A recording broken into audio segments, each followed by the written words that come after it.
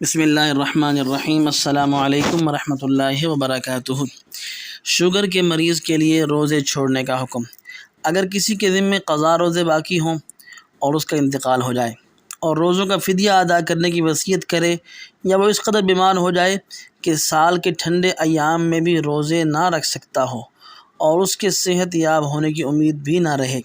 یا حد درجہ عمر رسیدہ شخص کی طرف سے، تو اس کے قضا روزوں کا فدیہ ادا کیا جائے۔ لیکن اگر وہ شخص زندہ ہے اور بیمار تو ہے، لیکن اس قدر بیمار ہے کہ وہ ایک ایک کر کے، دو کر کے، وقفہ کر کے روزے رکھ سکتا ہے، یا فی الحال بیمار ہے لیکن آئندہ صحت یابی کی امید ہے،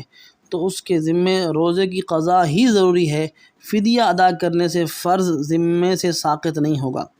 لہذا اگر شوگر کا مریض اس قدر تکلیف میں مبتلا ہو کہ روزہ رکھنے کی طاقت بالکل ختم ہو چکی ہو اور آئندہ مستقبل میں بھی بظاہر روزے پر قدرت حاصل ہونے کی امید نہ ہو،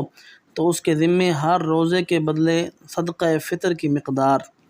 یعنی 2.25 کلو گندم یا اس کی قیمت فقراء اور مساکین پر صدقہ کرنا واجب ہے۔